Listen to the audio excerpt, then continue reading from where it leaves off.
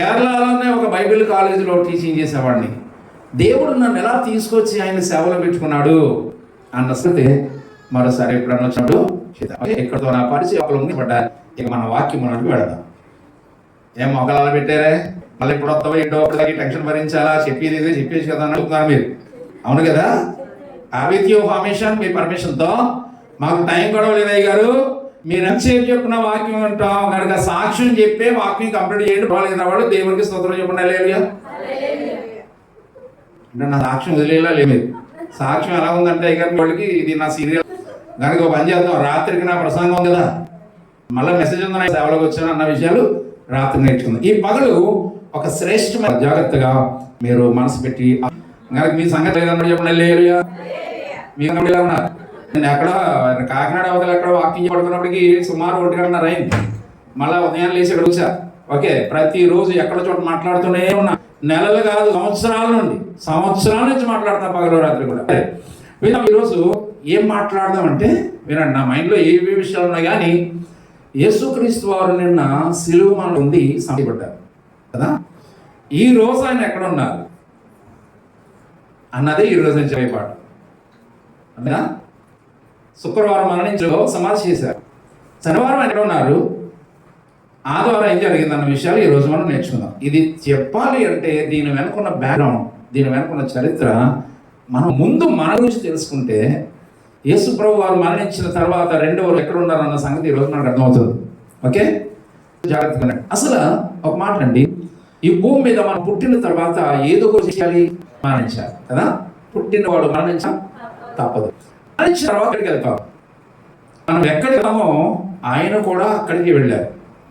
ఇలాగిది Bible ఆధారం ఏంటి, చరిత్ర ఏం చెప్తుంది అన్న విషయాలు మనం ధ్యానం చేద్దాం. అయితే ఒక మాట అండి, మరణించిన తర్వాత మనుషులు అయిపోతున్నారు. ఎక్కడికి వెళ్తున్నారో మనకు తెలిస్తే ఈ మేడం కాస్తుంది. ఎప్పుడైనా మీరు ఆలోచన చేశారు?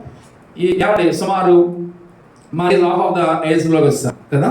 ఇక్కడ చిన్నపిల్లలు కొంతమంది ఉన్నారు కానీ మన సుమారు జీవిత కాలం సగం అయిపోయింది. మరి కొన్ని రోజుల్లో కొన్ని సంవత్సరాల్లో ఏమైపోతాం, ఈ లోకంలో వెళ్ళిపోతాం. వెళ్ళిన తర్వాత మనం ఎక్కడికి వెళ్తాం? మనిషి వచ్చిన తర్వాత జీవితం ఉన్నదా ఆలోచన చేస్తే దీని మీద చాలా రకాలుగా ఆలోచన చేసే వాళ్ళు ఉన్నారు. అన్యులు ఉన్నారనుకోండి, బయట ఏమంటారంటే మనిషి మరణించిన తర్వాత ఏమైపోయి చూసి వచ్చండి అని. కొంతమంది అంటారు మనిషి మరణించిన తర్వాత ఖచ్చితంగా మళ్ళా పుడతాడు. ఎలా పుట్టట? ఒక జంతువుగాను, కుక్కగాను, ఇలా రకరకాలు పుడతారని హిందూ శాస్త్రం యొక్క నమ్మకాలు. ఇలాగే కొంతమంది అయితే మనిషి మరణించిన తర్వాత ఏమైపోతాడో కూడా ఎవరికి తెలియదు. అందుచేత ఈ భూమి మీద ఉండగానే ఈ జీవితాన్ని ఎంజాయ్ చేయాలి, సంతోషించాలి. మనిషి మరణించిన తర్వాత జీవితం లేదు అని నమ్మేవారు కూడా కొంతమంది ఉన్నారు. అయితే ఇలాంటి ప్రశ్నలు మనిషి యొక్క ఆలోచనలో ఎంతో మందికి, మనకు కూడా ఉంటాయి. నేను మరణించిన తర్వాత ఏమిటి అని ఆలోచన చేస్తే ఇలాగే ఆలోచించాడు ఒక మహానుభావుడు బైబిల్లో, ఒక భక్తుడు. ఆలోచించి ఎంత మంచి ప్రశ్న వేస్తాడు అంటే చూడండి, మనిషి మరణించిన తర్వాత ఏమవుతాడు, ఎక్కడికి వెళ్తాడు, ఏం చేస్తాడు అనే దాని గురించి మాట్లాడుతూ ఎంత అద్భుతమైనటువంటి ఆలోచన కలిగినాడు ఈ మహాభక్తుడు. ఈ భక్తుడు ఎవరో కాదు, మనందరికీ సుపరిచితమైనటువంటి వాడే. ఒక మాట చెప్పిన ఆ కాండాలు ఉన్నాయి కదా, మనకి పంచకాండాలు ఉన్నాయి కదా. పంచకాండాలు రాసింది ఎవరు? మోషే గారు రాశారు. మోషే గారు ధర్మశాస్త్రాన్ని రాయక ముందే రాశాడు ఈ మహానుభావుడు. ఎవరు రాసింది? ఎవరైనా కూడా ఆ ఆలోచన చేసింది ఎవరు అంటే యోబు గారు. ఎవరు చెప్పండి? యోబు గ్రంథం ఎప్పుడు రాయబడిందంటే ధర్మశాస్త్రం రాయకముందే రాయబడినటువంటి అద్భుతమైన గ్రంథమే యోబు గ్రంథం. యోబు గ్రంథం మాట్లాడిన ఒక మాట మనం చదువుతాం. తీస్తారా? ఒకసారి తీయండి. ఎక్కడండి? యోబు గ్రంథము 14వ అధ్యాయం 7వ వచనం. యోబు గ్రంథము 14వ అధ్యాయము 7వ వచనం ఏం రాయబడింది? 14వ అధ్యాయము 7వ వచనం. ఆగమ్మా, ఇంకా దొరకలేదు. యోబు గ్రంథం ఎక్కడ ఉంటుందంటే పక్కన ఉంటే చూడండి. దొరికిందమ్మా? చదవండి ఒకసారి. చదవమ్మా. వృక్షము నరకబడిన ఎడల అది చిగుర్చుననియు దానికి లేత కొమ్మలు వేగినయు నమ్మకము కాదు. దాని వేరు భూమిలో పాతదైపోయినను దాని అడుగు మొద్దు మంటిలో చీగిపోయినను నీటి వాసన మాత్రము చేత అది మళ్ళా చిగుర్చును. తర్వాత చదవండి, అయిపోలేదు. లేత మొక్క వలె అది కొమ్మలు వేయును. అయితే నరులు మరణమై కదలలేక పడియుందురు. నరులు ప్రాణము విడిచిన తర్వాత వారేమైపోదురు అనే క్వశ్చన్ మార్క్ వేసి వదిలేశాడు. ఇప్పుడు వినండి జాగ్రత్తగా, నా వైపు చూడండి, నా వైపు చూస్తూ వినండి. ఓకే, ఇది చాలా సుదీర్ఘమైన సబ్జెక్ట్. ఇది మీకు అర్థమయ్యేలాగా చక్కగా చెప్తా. ఓకే, కనుక ప్రసంగం స్టార్ట్ అయిన తర్వాత ఇంకెవరో లోపలికి వెళ్ళడం బయటకు రావడం ఈ తతంగాలు పెట్టుకోకండి. నేను అనుకున్నా ఈరోజు చాలా మంది రాలేదేమోనండి, పగడపూడి చాలా మంది రాలేదు అనుకుంటే రారండి. చాలా సంఘాలు వీళ్ళు ఒక మాయిదారు మందలా తగులాడ్డారు సంఘాలు. మీరు కదమ్మాయి, మా ఊళ్ళు మా సంఘంలో కూడా ఇలాంటి వాళ్ళే ఉన్నారు. వాళ్ళని ఏమనలేక బాధలు తగ్గుతూ చెప్పుకున్నాను అంతే. విషయం ఏంటంటే పగలు రారు కానీ రాత్రి పడతారు ఈ మంద. రాత్రికి చెప్తాం వాళ్ళ సంగతి ఏంటో. ఓకే, హలో ఉన్నారా ఇక్కడ? మీరు ఇక్కడ ఉన్నారా? హలో అనగానే ఒకసారి పలకరించండి అందరూ హలో అని. హలో అయ్యి బాబోయ్ కొంచెం గట్టిగానండి. హలో హల్లెలూయా. ఇదేదో ఈ 2 రోజుల కోటాల కోసం పోయిన 100 రోజుల కోసం చేసినట్టున్నారు మీరు. అలాగని చేయలేదు కదా, మాట్లాడని పర్లేదు, ఫ్రీగా మన వాక్యం నేర్చుకుందాం. ఓకే, భక్తుడు ఏమంటున్నాడు అంటే వృక్షము నరకబడిన ఎడల అది మళ్ళా చిగుర్చుననే నమ్మకం ఉంది కదా. అంతే కదమ్మా. చెట్టు వృక్షం అనేది చెట్టు నరికిన తర్వాత ఏమవుతుంది? అది మళ్ళా చిగురిస్తుంది కదా. ఒక దాని యొక్క ఏరులు ఉంటాయి కదా, ఏరులు మంటిలో చీకిపోయినా సరే నీటి వాసన తగిలిందంటే మళ్ళీ ఏమవుతుంది? అది మళ్ళా చిగురిస్తుంది, లేత కొమ్మలు వేస్తుంది, అది మళ్ళా బ్రతుకుతుంది. ఒక చెట్టు నరకబడినప్పుడే అది మళ్ళా చిగురించినప్పుడు బ్రతికినప్పుడు మనుషులు మరణమై ఏమైపోతున్నారు? చెట్టే మళ్ళా తిరిగి బ్రతికినప్పుడు మనుషులు కూడా బ్రతుకుతారా లేదా అనే క్వశ్చన్ మార్క్ వేసి పెట్టేశాడు. ఇప్పుడు చెప్పండి, మనిషికి మరణం లేదని నేను చెప్తా, మనిషి మరణించడు, ఏమవుతాడని చెప్తాను. ఈ రోజున మనిషికి మరణం లేదు. మరణం అనే దానికి అర్థం ఏంటో, డెఫినేషన్ ఏంటో కూడా మనకు తెలియాలి. మరణాన్ని యేసయ్య ఎలా మార్చేశాడు అంటే, యేసయ్య భూమి మీద 3.5 సంవత్సరాల పరిచర్యలో యేసుక్రీస్తు వారి దగ్గరికి ఎవరైనా సరే మరణం అనే మాట పట్టుకొచ్చినప్పుడు ఆయన మరణం అనలేదు. ఏమన్నాడు చెప్పండి? నిద్ర అన్నాడు. ఏమన్నాడు చెప్పండి? లాజరు చనిపోయాడంటే ఏమన్నాడైనా? చనిపోలేదురా, నిద్రపోతున్నాడు అన్నాడు. ఒక అమ్మాయి చనిపోయింది అయ్యా అంటే ఏమన్నాడైనా? చనిపోలేదు, నిద్ర. అంటే మరణం అనే మాటలు యేసు ప్రభు దగ్గరికి ఎప్పుడు పట్టుకొచ్చినా ఏమన్నాడైనా? నిద్రగానే చూశాడు తప్ప మరణముగా చూడలేదు. మనిషి దృష్టిలో ఏమంటే మరణం కావచ్చు, కానీ దేవుని దృష్టిలో మరణం ఎలాంటి చెప్పండి? నిద్ర లాంటిది. నిద్ర అంటే ఎలాగా? రాత్రి చక్కగా భోజనం చేసి పండుకుంటాం, మళ్ళా ఉదయాన్నే ఏం చేస్తాం చెప్పండి అమ్మా? లేస్తాం. ఏమండి లేవలేదనుకోండి చనిపోయినట్లు లెక్క. చూసుకోండి, ఉదయం లేస్తున్నారు లేదు చూసుకోండి. అర్థమైందా? విషయం ఏంటంటే మరణాన్ని యేసయ్య ఎలా పోల్చాడు అంటే నిద్రతో పోల్చాడు. అందుచేత మనిషికి ఏమి లేదు చెప్పండి? మరణం లేదు. ఎలా లేదు? ఏంటి మరి? మరణించకుండా ఏమవుతున్నాడు మానవుడు అంటే, ఇప్పుడు చూడండి, చెట్టు ఎలాగైతే నరకబడిన తర్వాత మళ్ళా చిగురించి మళ్ళా మొక్క అవుతుందో, మనిషి కూడా మరణించిన తర్వాత ఏమైపోతాడు అని రాస్తున్న దానికి సమాధానం యేసుక్రీస్తు వారు చాలా అద్భుతంగా చెప్పారు. ఇప్పుడు ఈ స్టోరీ అమ్మ మన జీవిత స్టోరీ, నీ స్టోరీ నా స్టోరీ ఈరోజు మనం వినబోతున్నాం. మనిషి మరణించిన తర్వాత ఏమవుతాడు అంటే, అసలు మనిషి హూ ఇస్ దిస్ మ్యాన్, మానవుడు ఎవరు అనే దాని గురించి ఆలోచన చేస్తే మనిషి ఎవరో కాదండి, దేవునిలాగే ఉన్న మరొక రూపం. మానవుడు ఎవరు చెప్పండి? దేవునిలాగే ఉన్న మరొక రూపం. ఎలా చెప్పచ్చు మనం అంటే, దేవుడు మనిషిని చేసేటప్పుడు ఎలా చేశాడంటే, ఈ సృష్టిని చేసినట్టు చేయలేదు. సృష్టిని ఎలా చేశాడు ఆయన? సింపుల్గా నోటు మాడతావు, కలుగుగాక కలుగుగాక అంటే కలిగిపోయాయి. ఆకాశమా కలుగుగాక, భూమి కలుగుగాక, సముద్రమా కలుగుగాక అంటే కలిగిపోయాయి. కానీ మనిషిని చేసినప్పుడు మానవుడా కలుగుగాక అన్నాడా? అనలేదు. ఏం చేశాడు ఆయన? మట్టి తీసి బొమ్మను చేసి తన రూపంలో తన పోలికలో దేవుడు ఎలా ఉన్నాడో అలాగే మానవుణ్ణి దేవుడు తయారు చేశాడు. దేవుడు ఎలా ఉన్నాడు? త్రిత్వమై ఉన్నాడు. దేవుడి స్వరూపం ఏంటో చెప్పంటారు? అత్రిత్వం. ఎలాగా? తండ్రి, కుమార, పరిశుద్ధాత్మగా దేవుడు ఉన్నాడు. మరి ఆయన రూపంలో మనిషిని చేసినప్పుడు మనిషి కూడా ఎలా ఉండాలి చెప్పండి? త్రిత్వంగానే ఉండాలి. అంతే కదా? దేవుడిలాగే మానవుడు చేసినప్పుడు మానవుడు కూడా దేవుడిలాగా ఉండాలి. దేవుడు ఎలా ఉన్నాడు చెప్పండి? తండ్రి, కుమార, పరిశుద్ధాత్మగా ఉన్నప్పుడు మానవుడు కూడా ఎలా ఉండాలి? దేవుడిలాగే ఉండాలి. దేవునిలో ఎలాగైతే త్రిత్వం ఉన్నదో మనిషిలో కూడా అలాగే త్రిత్వం ఉన్నది. మనిషిలో ఉన్న త్రిత్వం ఏంటి చెప్పండి? పోలే, దానికి ముందు దేవునిలో ఉన్న త్రిత్వం చెప్పండి. నేను చెప్పను, మీరు చెప్పాలి. దేవునిలో ఉన్న త్రిత్వం ఏంటి? తండ్రి, పరిశుద్ధాత్మ. ఇప్పుడు మా దేవుళ్ళలాగా ఎవరున్నారు? మానవుడు ఉన్నాడు. మనుషులు కూడా త్రిత్వం పెట్టాడు దేవుడు. ఎలాగో తెలుసా? శరీరము, ప్రాణము, ఆత్మ. శరీరము, ప్రాణము, ఆత్మ. అయితే దేవుడి విషయం పక్కన పెడదాం, మనిషి దగ్గర వద్దాం. మనిషి ఏమండి మరణించిన తర్వాత మనుషుడు ఏమైపోతున్నాడు అన్నాడు చూసారా? ఈ 3 విషయాలలో. ఏంటి 3 విషయాలు? శరీరము, ప్రాణము, ఆత్మ. మనిషి మరణించగానే ఈ 3 ఎక్కడికి వెళ్తాయి? ఎక్కడికి వెళ్తాయంటే, ఎవరు మరణించినా అందరు శరీరాలు ఎక్కడ పెడతారు? పట్టుకెళ్ళి కోటీశ్వరుడు మొదలుకొని కూటుకు లేని వాడి వరకు. వింటున్నారు ఈ మాట? కోటీశ్వరుడు మొదలుకొని కూటుకు లేని వారి వరకు ఎవరు చనిపోయినా వాళ్ళ శరీరాలు ఎక్కడ పోతాయి? ఎక్కడ పోతాయి? మట్టిలోకి వెళ్తాయి. అర్థమైందా? ఈవెన్ మన ప్రధానమంత్రి చనిపోయినా అని ఎక్కడ పెడతారు? పట్టుకెళ్ళి మట్టిలో పెడతారు. రోడ్డు మీద అడుక్కున్న వాడు చనిపోయినా తీసుకెళ్ళి ఎక్కడ పెడతారు? మట్టిలో పెడతారు. అంటే అందరు శరీరాలు ఎక్కడికి వెళ్తాయి? మట్టిలోకి వెళ్ళిపోతాయి. 3 ఒకటి ఎక్కడికి వెళ్ళింది?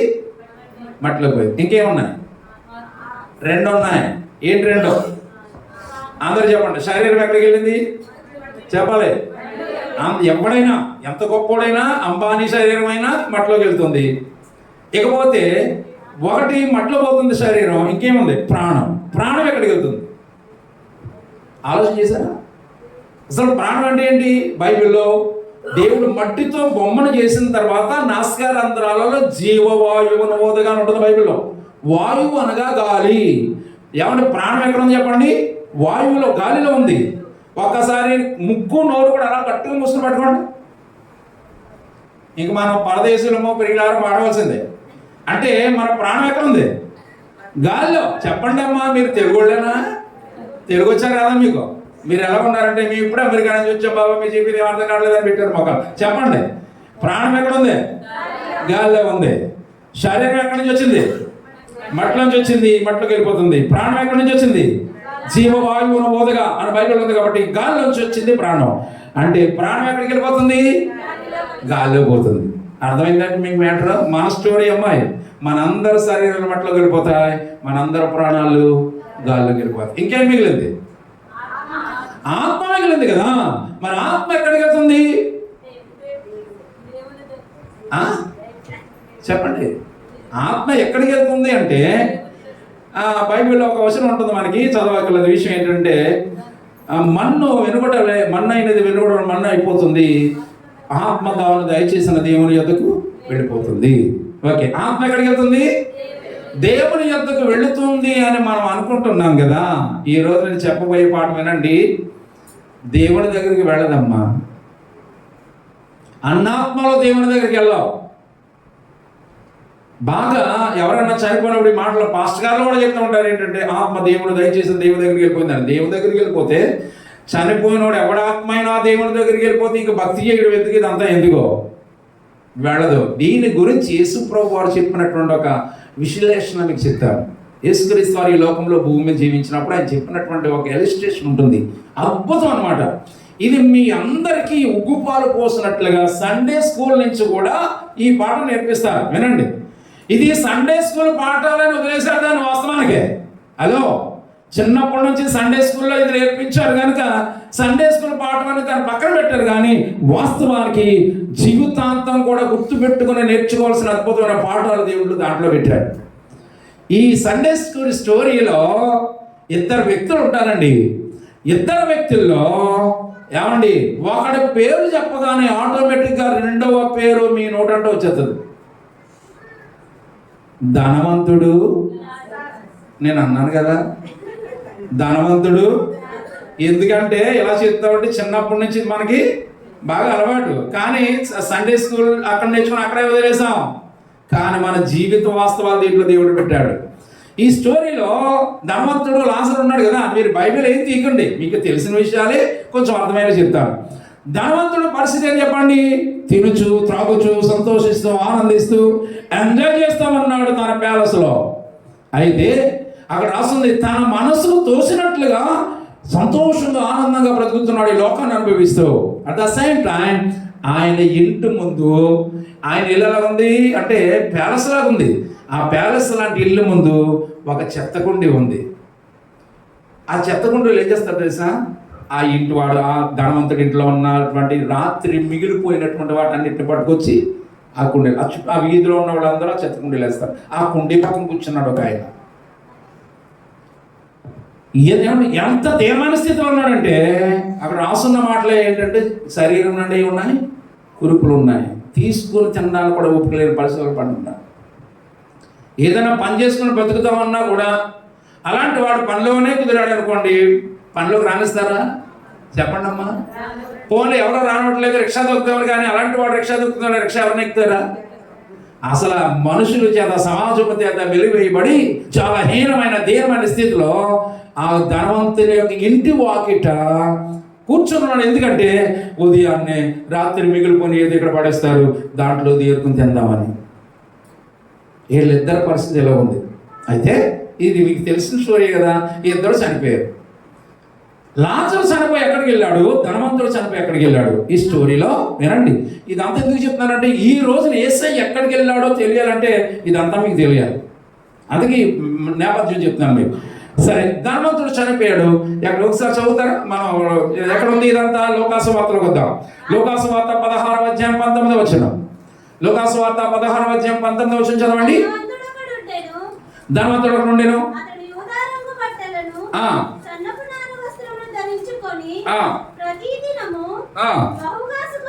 అమ్మా, ప్రతి దినము బహుగా ఎంజాయ్ చేస్తున్నాడు, సుఖపడుతున్నాడు, తింటున్నాడు, తాగుతున్నాడు, చాలా హ్యాపీగా ఉన్నాడు.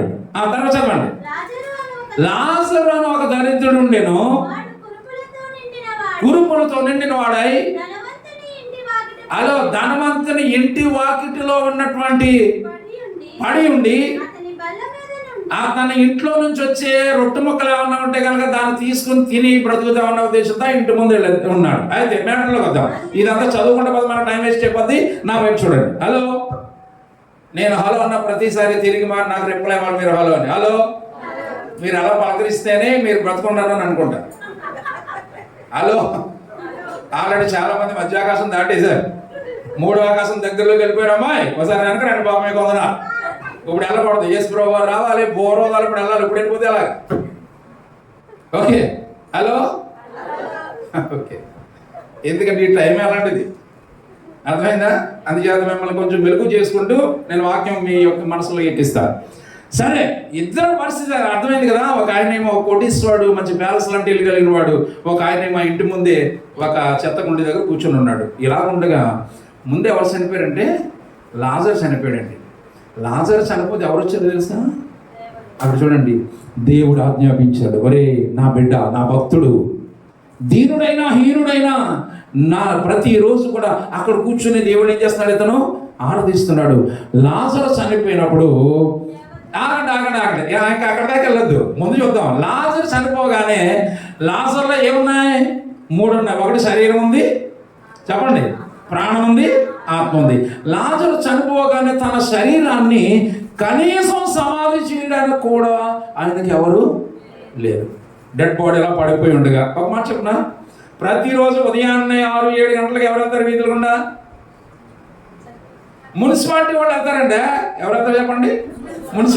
మున్సిపాలిటీ వాళ్ళు కూడా అలవాటు అయిపోయింది ఏంటంటే, ఇంటికి ఇక్కడ ఒకడు ఉంటాడు ఈ కుండీ పక్కన కూర్చొని, నేను అలవాటు అయిపోయింది. ఎవరికి? మున్సిపాలిటీ వాళ్ళకి. అయితే ఒక రోజున మున్సిపాలిటీ వారు రోజు వచ్చినట్టే వచ్చారమ్మా, కానీ కూర్చుని ఉన్నవాడు ఏమైపోయాడు? అలా పడిపోయి ఉన్నాడు.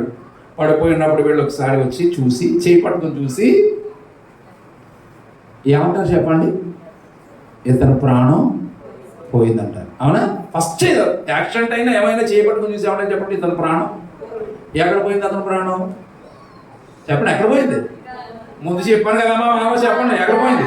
గాల్లో పోయింది. ఓకే, ప్రాణం గాల్లో పోయింది కదా. ఇంకేమున్నాయి? 2 ఉన్నాయి. శరీరం ఉంది, ఆత్మ ఉంది. మరి శరీరం ఎక్కడికి వెళ్ళిందంటే సమాధి చేయడానికి కూడా ఎవరు ఆయనకి లేరు. నేను అనుకుంటా మున్సిపాలిటీ వాళ్ళే పాపం బండిలోకి ఎక్కించి తీసుకెళ్ళి ఎక్కడ సమాధి దొడ్లో ఎక్కడ మొత్తం మీద మట్టిలోనే పూర్తి చేశారు. అంటే లాజరు చనిపోయాడు, తన శరీరాన్ని బట్టలు ఎక్కడ పెట్టారు?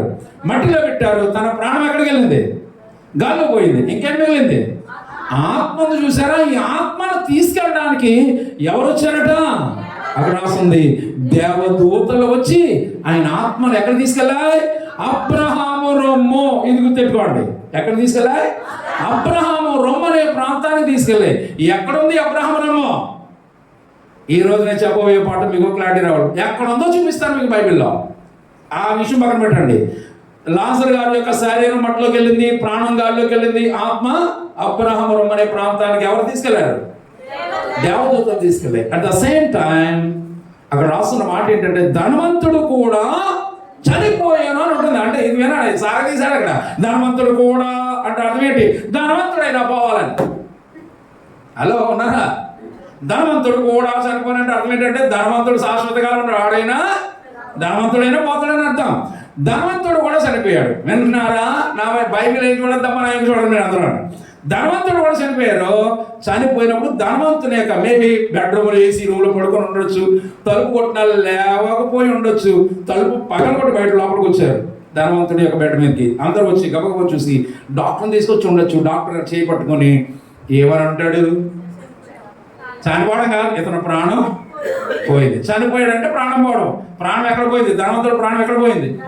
లాజరు గారి ప్రాణం ఎక్కడికి వెళ్ళిందో ధనవంతుడి ప్రాణం కూడా అక్కడికి వెళ్ళింది. ఇప్పుడు లాజరు గారిని అయితే మున్సిపాలిటీ వాళ్ళు తీసుకెళ్ళి మట్లో పెట్టారు, కానీ ఇతను బాగా ఉన్నవాడు కాబట్టి ఏం చేసి ఉండొచ్చు? గొప్ప గొప్ప వారందరూ వచ్చి బంగారు పెట్టు తయారు చేసి ఏమండి అందరూ తాళమేళాలతో మోసుకుంటూ తీసుకెళ్ళి గాల్లో ఏమన్నా పూడ్చి పెడతారమ్మా? ఎక్కడ పెట్టారు? ఈయన కూడా ఈయన తీసుకెళ్ళింది బంగారు పెట్టిలో తీసుకెళ్ళొచ్చు, కానీ పట్టుకెళ్ళి ఎక్కడ పెట్టారు? మట్టిలోనే. అందుకేనండి ధనవంతుడు బాడీ ఎక్కడ పోయిందో, లాజరు గారి బాడీ ఎక్కడికి వెళ్ళిందో ధనవంతుడి బాడీ కూడా ఎక్కడికి వెళ్ళింది. లాజరు గారి యొక్క ప్రాణం ఎక్కడికి వెళ్ళిందో ధనవంతుడి యొక్క ప్రాణం కూడా అక్కడికి. కానీ మ్యాటర్ ఏంటంటే లాజరు గారు వెళ్ళిన ఆత్మ ఎక్కడికి వెళ్ళింది? దేవదూతలు వచ్చి అబ్రహాము రొమ్ముకు తీసుకెళ్లారు, కానీ ధనవంతుడు చనిపోయినప్పుడు అతని ఆత్మ ఎక్కడికి వెళ్ళిందంట? చదవండి, ఎక్కడ ఉంది? 19వ వచనం చదవండి. 27వ వచనం చదవండి. అప్పుడు అతడు ఆగండమ్మ. అప్పుడు అతడు ఎవరో? అతడు అంటే ధనవంతుడు. అమ్మ ఒక మాట మీకు క్లారిటీ ఇస్తాను. ఇప్పుడు చనిపోయాడు, అక్కడతో అయిపోతే ఫుల్ స్టాప్ ఉంటే గొడవలేదు. చనిపోయిన తర్వాత అప్పుడు అతడు ఏంటి మళ్ళా? హలో, ఆలోచన చేశారు మీరు? చనిపోయాడు, అక్కడతో అయిపోయింది. మళ్ళా చనిపోయిన తర్వాత కూడా అప్పుడు అతడు పాతాళంలో కేకలు వేసి ఉన్నాడంటే, అంటే చనిపోవడంతోనే జీవితం అయిపోదు. అర్థమైంది మీకు? చనిపోవడంతోనే జీవితం అయిపోతే అక్కడ ఉండాలి, ఫుల్ స్టాప్ ఉండాలి. చనిపోయిన తర్వాత కూడా అప్పుడు అతడు అని అంటే అర్థం ఏంటంటే ఎక్కడైతే లేడు, కానీ ఎక్కడున్నాడు చెప్పండి? ఎక్కడున్నాడు? మరొక లోకంలో ఉన్నాడు. ఇది అర్థం చేసుకోవాలి. మనిషి మరణం అక్కడతో ఫుల్ స్టాప్ కాదు. చనిపోయిన తర్వాత కూడా మళ్ళా కంటిన్యూ చేస్తూ మాట్లాడతాడు. ఏమనంటే ధనవంతుడు కూడా చనిపోయి అప్పుడు అతడు పాతాళంలో, అంటే ఇక్కడైతే లేడు కానీ ఎక్కడికి వెళ్ళాడు చెప్పండి? ఎక్కడికి వెళ్ళాడు? అంటే మనిషికి ఏమి లేదు, మరణం లేదు, ట్రాన్స్ఫర్. మరణం అంటే ఏంటంటే ట్రాన్స్ఫర్ లాంటిది. నేను ఒక మాట చెప్పమంటారా?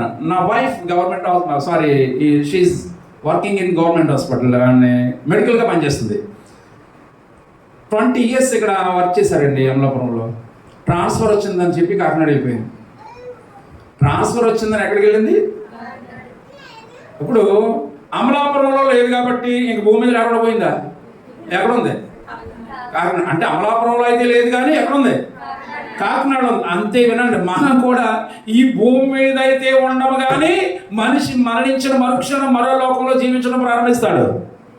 మరొక లోకంలో జీవించడం ప్రారంభిస్తాడు. లాజరు మరణించాడు, శరీరం మట్టిలోకి వెళ్ళొచ్చు, ప్రాణం గాలిలోకి వెళ్ళొచ్చు, కానీ ఆత్మ మాత్రం ఎక్కడికి వెళ్ళింది? అబ్రహాము రొమ్ము అనే ప్రాంతంలో శాంతి సమాధానంతో నివాసం చేస్తూ ఉంది. మరణం అంటే చాలా మంది మనసుల్లో ఉన్నటువంటి ఆలోచన, మరణం అంటే చావుతో సమాధితో అక్కడ అయిపోయింది, ఫినిష్ అనుకుంటారు. అసలు విషయం చెప్పంటారా? మరణముతోనే అసలు జీవితం ప్రారంభమవుతుంది. అసలు జీవితం ప్రారంభమవుతుంది. ఎక్కడ ప్రారంభించబడాలంటే ఒకటి అబ్రహాము రొమ్ము అనే ప్రాంతంలో కన్నా వెళ్ళాలి, లేదా ధనవంతుడు వెళ్ళినటువంటి పాతాళంలో కన్నా వెళ్ళాలి. ఈ లోకములో మనిషి మరణించిన మరుక్షణం మరొక లోకములోకి వెళ్ళి జీవించడం ప్రారంభిస్తాడు. Note this point my dear friends. మనిషి మరణించిన మరుక్షణం మరొక లోకములోకి వెళ్ళి ఏం చేస్తాడు? జీవించడం ప్రారంభిస్తాడు. ఇంకా బాగా చెప్పమంటారా? ఇప్పుడు నేను చనిపోయాను అనుకోండి, నేను విన్నారా? చనిపోయిన అనుకోవడం మీకు అపోను ఓ టైం ఉంది, నాకు మీకు అనుకోవడం కోసం చెప్తున్నాను. చనిపోయిన అనుకోండి, నిలబడిపోయి మీరు కంగారు పడి గబగబా డాక్టర్ని తీసుకొస్తారు. డాక్టర్ వచ్చి ఆ చేతి పట్టుకుని చూసి అంటాడు, ఏమండి డేవిడ్ రాజు గారు ఇక లేరంట. ఏనండి, ఇక్కడ మీరు డాక్టర్ని తీసుకొచ్చే లోపలనే నా ప్రాణం గాలిలో పోయింది, ఆత్మ ఎక్కడికి వెళ్ళిపోయింది? అబ్బా దేవుని దగ్గరికి వెళ్ళి ఎలా చెప్తారమ్మా మీరు? నేను ఏమైనా అబ్రహాం వినండి, దేవునికి ఇష్టమైన భక్తి చేస్తూ దేవుని కొరకు బ్రతుకుంటే కనుక ఎక్కడికి వెళ్ళిపోతాను? అబ్రహాం రొమ్ముకి వెళ్తాను. కానీ ఇప్పుడు వెళ్ళేది అబ్రహాం రొమ్ము కాదు. ఎక్కడికి వెళ్తామో తర్వాత పాఠంలో మీకు వస్తుంది మ్యాటర్. అబ్రహాం రొమ్ముకి వెళ్తాను ఎప్పుడు? నా డెడ్ బాడీ ఇక్కడ ఉండగానే. హలో, డెడ్ బాడీని తీసుకెళ్ళి మట్టిలో పెట్టకముందే, కార్యక్రమం ఏమి జరగకముందే, ప్రాణము పోయిన మరుక్షణం నేను వెళ్ళి మరొక లోకంలో జీవించడం ప్రారంభిస్తాను. ఇది గుర్తుపెట్టుకోండి. మరణించిన మరుక్షణంలోనే నీ ఆత్మ మరొక లోకంలోకి వెళ్ళి జీవించడం ప్రారంభిస్తుంది. అర్థమవుతుందా మీకు? మరణము మనిషి యొక్క అంతం కాదు, అక్కడే అసలైన జీవితం ప్రారంభించబడుతుంది. ఈ భూమి అయితే మనిషి మరణం ఎంతకాలం, మనిషి జీవితకాలం ఎంతకాలం చెప్పండి? బైబిల్ చెప్తున్న మాట ప్రకారం 70 సంవత్సరాలు, అధిక బలం ఉన్న 80 సంవత్సరాలు అంతే. తర్వాత ఏమవుతావంటే ఈ భూమి మీద నువ్వు జీవించిన జీవితాన్ని బట్టి నువ్వు వెళ్ళే చోట్లు నిర్ణయించబడతా. ఇష్టానుసారంగా జీవించిన ధనవంతుడు ఎక్కడికి వెళ్ళాడో చదువుకున్నాం. దేవుని యందు భయభక్తులు కలిగి ఉన్న దాంట్లో తృప్తిగా బ్రతికినటువంటి లాజరు ఎక్కడికి వెళ్ళాడు మనకు అర్థమవుతుంది. రేపు అమ్మ వినండి, మనం మరణించిన తర్వాత ఎక్కడికి వెళ్ళబోతున్నాం అన్న విషయం మీరు గుర్తుపెట్టుకోవాలి. Where will you go my dear friend?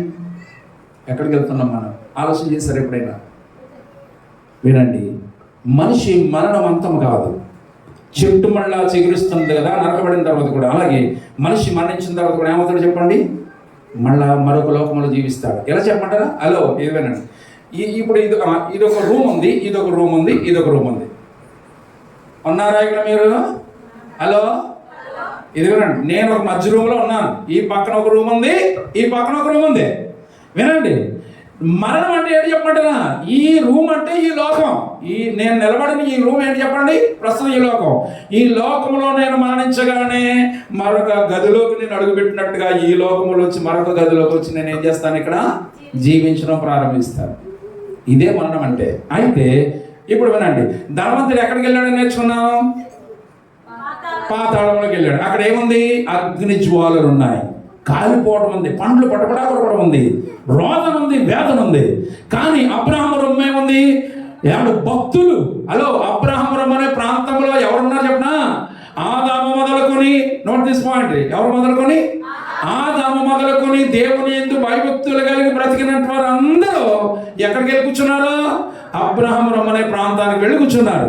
అక్కడ అందరు భక్తులు ఉన్నారు. అక్కడ శాంతి, సమాధానం, నెమ్మది, విశ్రాంతి కలిగిన ప్రదేశంలోకి వెళ్ళి వందల వేల మంది భక్తులు అందరూ అక్కడ ఉండగా మనం అక్కడికి వెళ్తాం.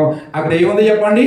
శాంతి, సమాధానము, ఏమండి, మనశ్శాంతి, నెమ్మది కలిగినటువంటి ప్రదేశం. దానికి ఏం పేరు పెట్టాడు దేవుడు చెప్పండి? అబ్రహాము రొమ్ము అనే పేరు పెట్టాడు. మరి లాజరు వెళ్ళినటువంటి ప్రదేశానికి అబ్రహాము రొమ్ము అని పేరు పెట్టాడు. ధనవంతుడు వెళ్ళిన ప్రదేశానికి ఏం పేరు పెట్టారు? పాతాళం. పాతాళంలో ఉంది శాంతి లేదు, సమాధానం లేదు, రోదన, వేదన, అగ్ని, పండ్లు పట్టబడకూడదు ఇవన్నీ ఉంది కదా. అయితే ఈ రెండు ఎక్కడున్నాయో మనకు తెలియాలి. అమ్మా, అబ్రహాము రొమ్ము ఎక్కడుంది? పాతాళం ఎక్కడుంది? ఎంతమంది తెలుసుకోవాలనుకుంటారు? తెలుసుకోవాలనుకుంటారా? ముందు పని చేద్దాం. పాతాళం ఎక్కడుందో చూద్దాం. ధనవంతుడు వెళ్ళినటువంటి చోటు ఎక్కడుందో నేను చెప్పడం కాదు, బైబిల్లో ఏం రాస్తుందో చదువుతాం. పాతాళం ఎక్కడ చదవండి ఒకసారి, తీస్తే బాగుంటుంది కదా. ఎక్కడండి? యెహెజ్కేలు గ్రంథము 26వ అధ్యాయం. యెహెజ్కేలు గ్రంథము 26వ అధ్యాయము 19వ వచనం చదవండి. 26:19.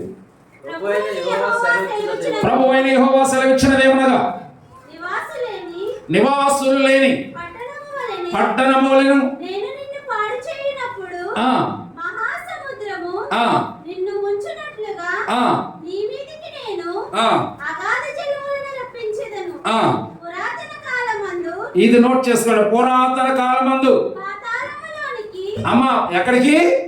పాతాళములోనికి. దిగిపోయిన వారి యొద్ద ఆగండి, దిగిపోయిన వారి యొద్ద. అంటే దిగిపోవడం అంటే కిందగా పైకా కిందకి, చెప్పండి.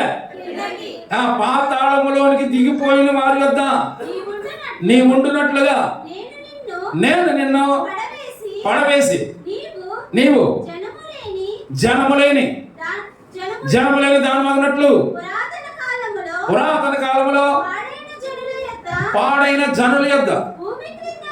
Hello, note this word. భూమి క్రిందనున్న స్థలములలో నీకు నేను నివాసం.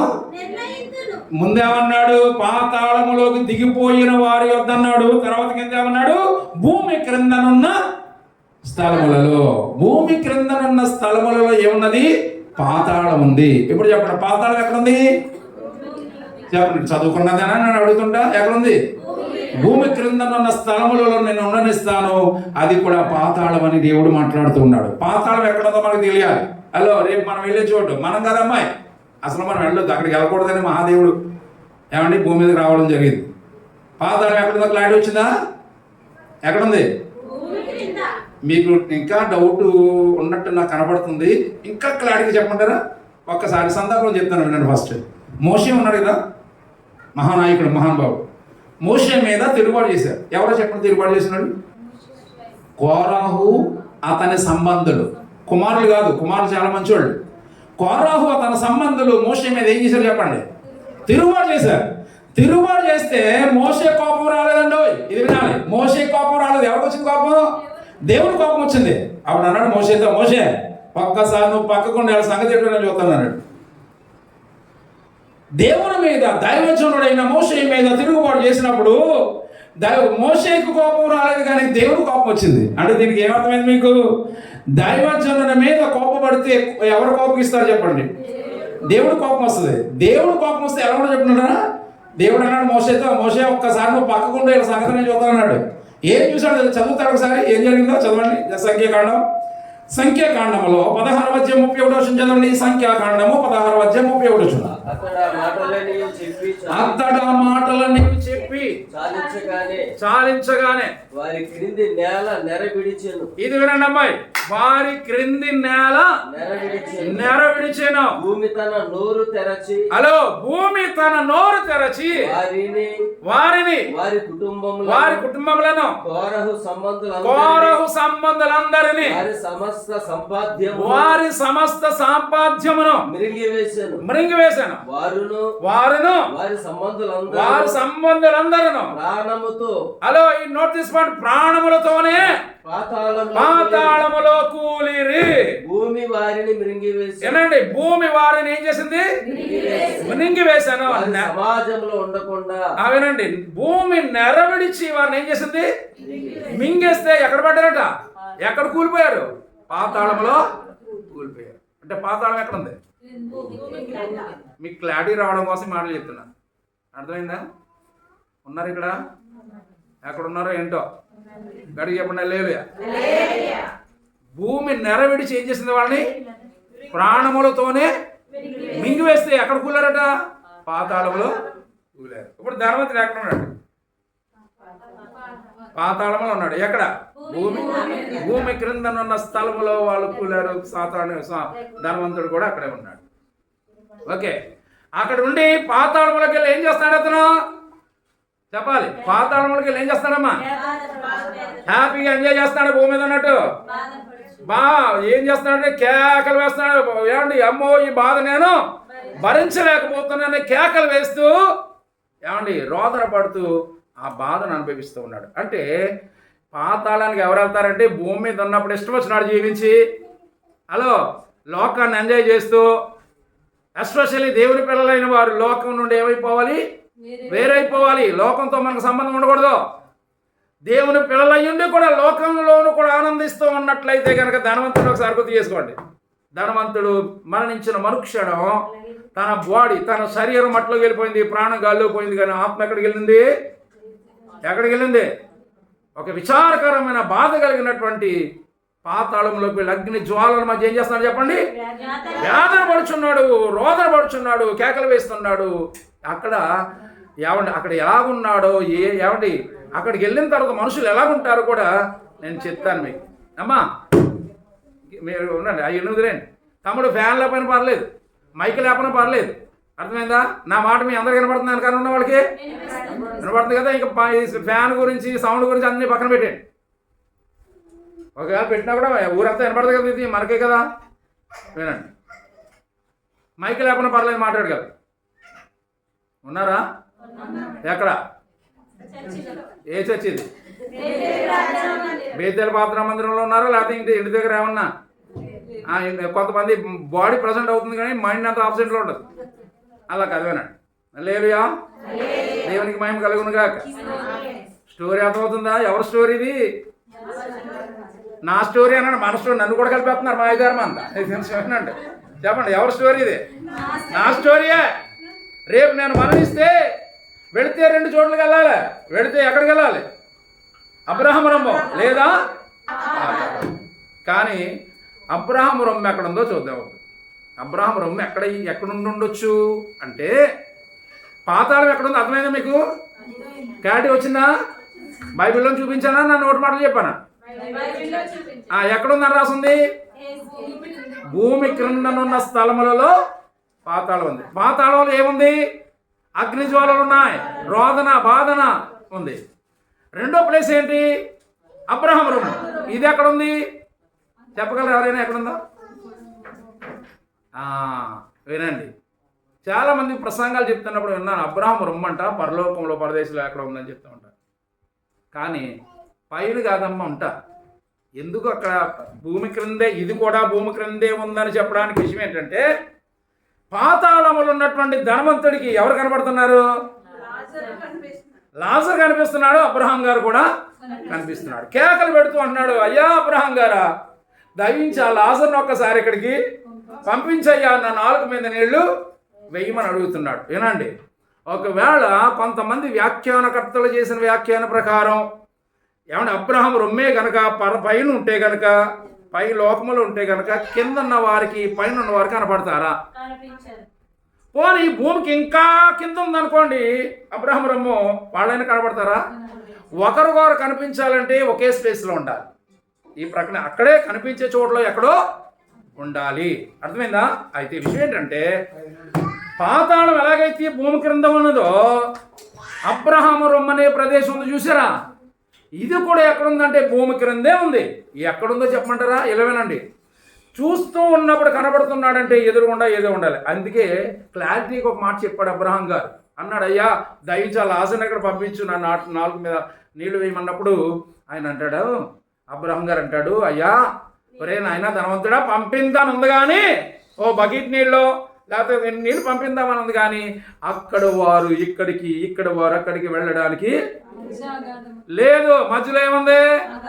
అగాధం ఉంది కనుక అక్కడ వాళ్ళు ఎక్కడికి వెళ్ళలేరు, ఇక్కడ వాళ్ళు అక్కడికి వెళ్ళలేరు. అంటే మధ్యలో అగాధం ఉందంటే అర్థం ఏంటంటే 3 భాగాలుగా ఉంది. భూమి క్రింద 3 భాగాలు ఉన్నాయి. ఎలాగా?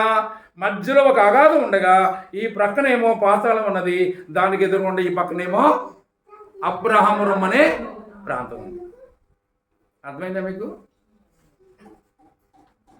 హలో, ఉన్నారా? ఓకే, దేవునికి మహిమ కలుగును గాక. ఈ విషయాలన్నీ క్లారిటీగా పాఠం చెప్పినప్పుడు అర్థమయ్యేలా చెప్తున్నాను. రాత్రికి వేరే క్యారెక్టర్ చెప్తాను, చాలా అద్భుతమైన మాటలు. రాత్రికి రండి, ఎవరైతే రాలేదో వాళ్ళు ఇంటికి వెళ్తారో ఫోనే చేస్తారో నాకు తెలియదు. మొత్తం వాళ్ళందరినీ తీసుకొచ్చి ఇక్కడ కూర్చోబెట్టండి, వాళ్ళ సంగతి ఏంటో రాత్రికి నేను చెప్తాను. అలాగని చెప్పి మీరు రావడం మానేకండి అమ్మా, మీకు వందనాలు. తెలుసుకోవాలి కొన్ని విషయాలు క్రైస్తవుడిగా. యుద్ధం జరుగుతుంది, 3వ ప్రపంచ యుద్ధం వస్తే, అణుబాంబు యుద్ధం వచ్చిందంటే అంత మొత్తం ఎప్పుడు వెళ్ళిపోతామో తెలియదు. వెళ్ళిపోకముందు మనం తెలియదు మనం అక్కడికి వెళ్తున్నాం. అందుకే మనం వెళ్ళకముందే మహాదేవుడు వెళ్ళొచ్చాడు అక్కడికి. ఎక్కడికి వెళ్ళాడు అయినప్పుడు ఈ రోజు ఆయన ఎక్కడున్నాడో చెప్పడం కోసం ఎంత చెప్పిపోతున్నాను నేను. విషయం ఏంటంటే, మనిషి మరణించిన తర్వాత వెళ్ళే చోట్లు 2. వెళితే పాతాళం లేదా అబ్రహాము రొమ్ము. సరే, ధనవంతుడు ఎక్కడికి వెళ్ళాడు? పాతాళానికి వెళ్ళాడు. అక్కడ ఏముంది? అగ్ని జ్వాలల మధ్యలో కాలుచు పటపటా కొడుకుచు నీళ్ల కోసం ఎదురు చూస్తున్నాడు. అయితే అబ్రహాం గారు అన్నాడు, ఏమనంటే, అయ్యా వద్దామని ఉంది, పంపిందామని ఉంది, కానీ రావడానికి మధ్యలో ఏముంది? అగాధం ఉంది కనుక రావడానికి వీల్లేదన్నాడు. అయితే వినండి, ఇప్పుడు విషయం ఏంటంటే, అబ్రహాము రొమ్ము అనే ప్రాంతంలో ఏముందని చెప్పాను? శాంతి, సమాధానము, నెమ్మది అంతా ఉంది కదా. అక్కడ వారందరూ చక్కగా ఉంటూ ఉండగా ఇప్పుడు యేసయ్య కూడా మరణించాడు. వినండి, ఇప్పుడు స్టోరీలోకి మనం వస్తాం. అమ్మ, ఇక్కడ నా పాఠం ఇంకా మొదలు పెట్టలేదు, నేను ప్రసంగం ఇంకా స్టార్ట్ చేయలేదు, నేను ఇంకా ఇంట్రొడక్షన్లోనే ఉన్నా. ఏం మొక్కలు పెట్టారా? ఇంకా ప్రసంగం మొదలెట్టుకున్నా ఏం చెప్తున్నారు ఇప్పుడు దాకా నువ్వు అన్నట్టు చూస్తున్నాను. నాకు మీరు ఇంకడికి చెప్పండి. హల్లెలూయా. విషయం ఏంటంటే, మనిషి మరణించిన తర్వాత వెళ్ళే చోట్లలో ఈ రెండు విషయాలు మనకి ఒక క్లారిటీ వచ్చింది కదా. అబ్రహాము రొమ్ము అనే ప్రాంతంలో లాజరు గారు, పరిశుద్ధులు, భక్తులైన వారందరూ అక్కడ ఉండగా ఇప్పుడు యేసయ్య కూడా మరణించారు. వినాలి, యేసయ్య కూడా ఏం చేశారు? మరణించి ఆయన ఎక్కడికి వెళ్ళారు అంటే, ఆయన శరీరాన్ని పట్టుకెళ్ళి ఎక్కడ పెట్టారు? సమాధిలో పెట్టారు.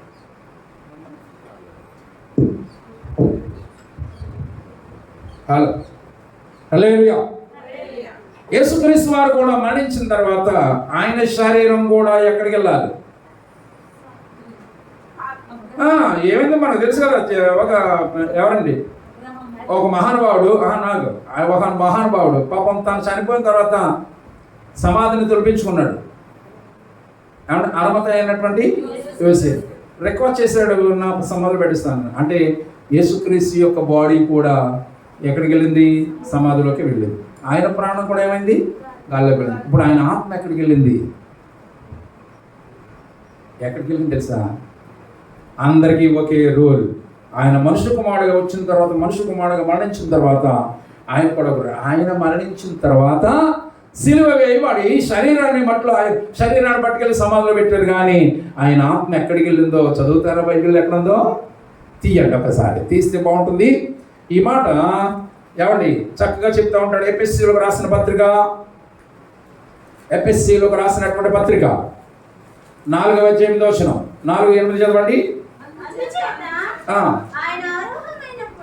ఇది వినండి. అందుచేత ఆయన ఆరోహణమైనప్పుడు, ఇంకొక మాట చెప్పాలి. ఏ పట్టుకుని? ఏంటమ్మా? చెరను ఆగండి, చెరగా పట్టుకొని పోయి అన్నాడు కదా. చెర అంటే ఏంటో నేను చెప్తాను. నా వైపు చూడాలి అందరూ ఒకసారి. నా వైపు చూడు. చెర అని ఉంది కదా.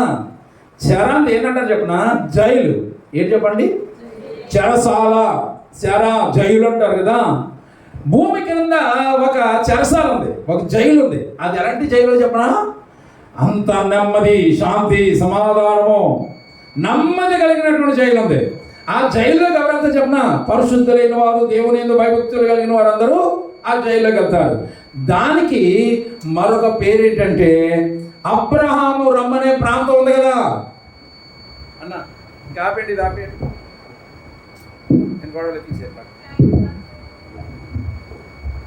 ఏంటి సౌండ్ వినపడదా?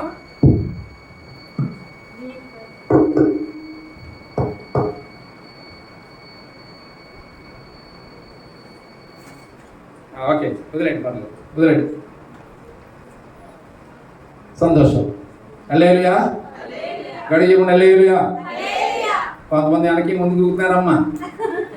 ఓకే, నేను ఈ మధ్యకాలంలో చర్చికి వెళ్ళానండి. మర్చిపోలేకపోతున్నాను. అమ్మాయి మహాతల్లి కళ్ళు ముందు కనబడుతుంది నాకు. అది ఎప్పుడంటే మండపేట అనే ఊరు, 2000 మంది సంఘం అండి, పెద్ద సంఘం. నిలబడ్డాను వాకింగ్ చేద్దామని. నా దగ్గర ఉన్న ప్రాబ్లం ఏంటంటే అందరి మొక్కలు చూస్తూ వాకింగ్ చేయడం అలవాటు నాకు. బైబిల్ కాలేజీలో ఒక సబ్జెక్ట్ టీచ్ చేస్తాను నేను. అదేంటంటే హోమిలెటిక్స్ అనే ఒక ప్రసంగ శాస్త్రం అనే ఒక సబ్జెక్ట్ ఉంటుంది. ఓకే, అందరి మొక్కలు చూస్తూ వాకింగ్ చెప్పాలి. మాస్టర్ గారు కొంతమంది సంవత్సరం ఉంటుంది టీచింగ్. ఇది ప్రసంగ శాస్త్రం అనేది. ప్రసంగం ఎలా చేయాలో నేర్పిస్తాను అనమాట. మీ మొక్కలు ఎలా పెట్టారని ప్రసంగం చేయడం కూడా నేర్పించాలని పెట్టినాను. మీ మొక్కలు ఖచ్చితంగా నేర్పించాలి. కొంతమంది కొత్తగా సేవలు కూర్చున్నాడు ఏం చేస్తారంటే మొక్కలు చూడడం, ఫ్యాన్ ఒకే చూసి చెప్తా ఉంటారు, లేదంటే ఒక మనిషి ఒకే చూసి చెప్తాను. అలా కాదు, అందరిని చూస్తూ చెప్పాలి. సరే, ఆ రోజు నిలబడ్డాను వాకింగ్ చేద్దామని. మధ్యలో ఎవరో కూర్చున్నట్టుందండి. నేను మనిషి అనుకోవట్లేదు. ఎందుకు మనిషి అనుకోవట్లేదంటే, సాధారణంగా ముసుకేసుకునేవారు ఎలా చేసుకుంటారండి? మొహం కనపడేలాగా అందంగా. ఇప్పుడు సరిగ్గా అమ్మాయి ఆగండి, మిమ్మల్ని ఏమట్లేదు. సాధారణంగా ముసుకేసుకునేవారు మొహం కనపడేలాగా అందంగా ఎలా చేసుకుంటారు, అవునా? ముందుకంట ముసుగు ఎవరిని వేస్తారండి? ఇప్పుడు కింద కూర్చొని ముందుకంట ముసుగు ఎలా ఉంటా చూడడానికి. చెప్పండి ఎలా ఉంటుంది? బట్టల మూట అనుకున్నా, మూటనే మధ్యలో మూట పెట్టారేటో అనుకుంటా. ప్రసంగం చెప్తాను కానీ మనసు అంతా మూట మీదకి వెళ్ళిపోతున్నాడు. ఇంక మూట బట్టలు ఇక్కడ కదా పాస్ గారు మధ్యలో మూట ఏంటన్నాను, మధ్యలో మూట ఏంటన్నాను కానీ పాస్ గారు వచ్చి మైక్ ఇచ్చుకుని, అమ్మా అప్పుడే మొదలెట్టేసావా ఏంటది నిద్ర, నాకు ఇంకా టైం అయ్యేది వాక్యానికి అప్పుడు నిద్ర మొదలుపెట్టింది. పాస్ గారు తిట్టి పడేసారు. ఎప్పుడైతే తిట్టారో ఇలా చూడండి, ఇంకో ముసుగు ఇలా తీసిందండి, తీగానే మోకం కనబడింది. అవి బాబు మనిషి అనుకున్నాను. ముసుగు తీసి అందరు పాస్ గారిని చాలా సీరియస్గా, ఇంత మందిలో నన్ను ఎంత మాట అంటావా, నా డ్రమ్ము నాకు ఇచ్చే అంటుంది. నా డ్రమ్ము నాకు ఇచ్చేయంటే నాకు అర్థం కాలేదు. పాస్ గారు అండి డ్రమ్ అంటుంది ఏంటండి అన్నాను. చర్చికి డ్రమ్ కొని ఇచ్చిందని బాబు. ఎందుకు నిద్రపోవడం పర్మిషన్?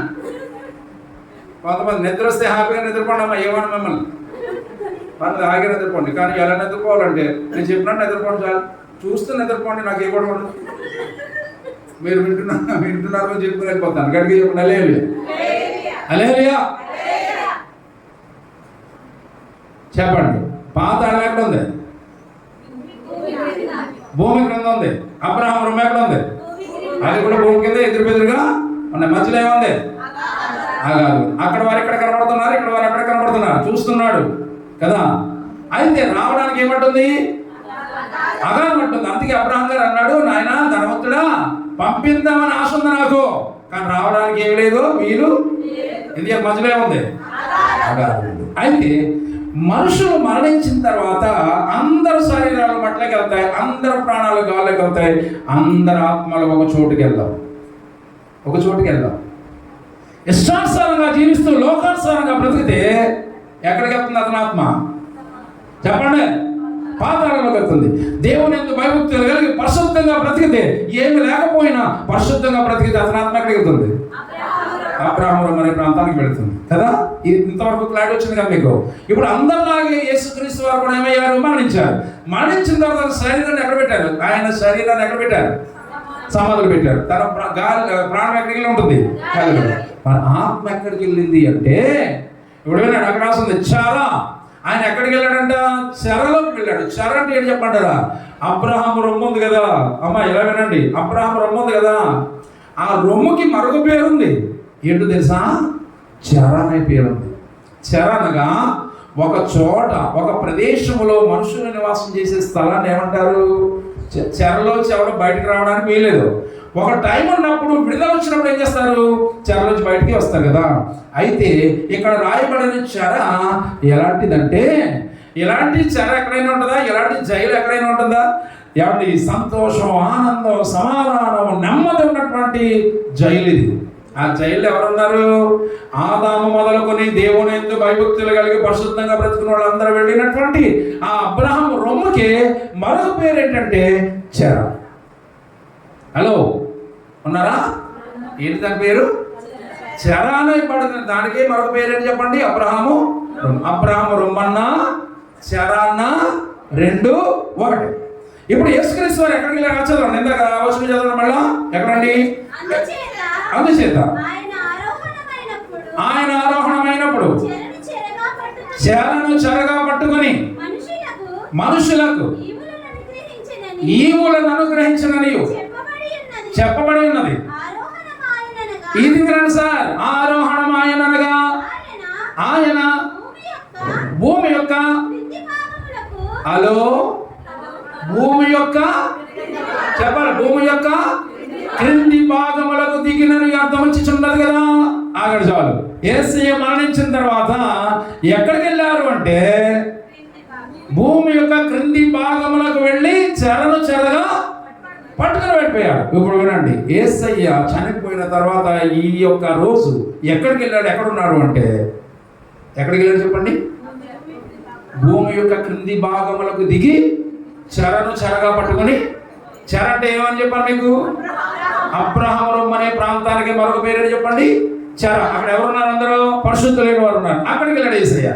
అక్కడికి వెళ్ళిన తర్వాత ఈయనకో సీన్ కనబడింది. ఏంటి సీన్ అంటే, వీళ్ళందరూ ప్రశాంతంగా హ్యాపీగా ఉన్నటువంటి ఆ ప్రదేశంలో ఒక డిస్టర్బెన్స్ చూశాడు యేసయ్య.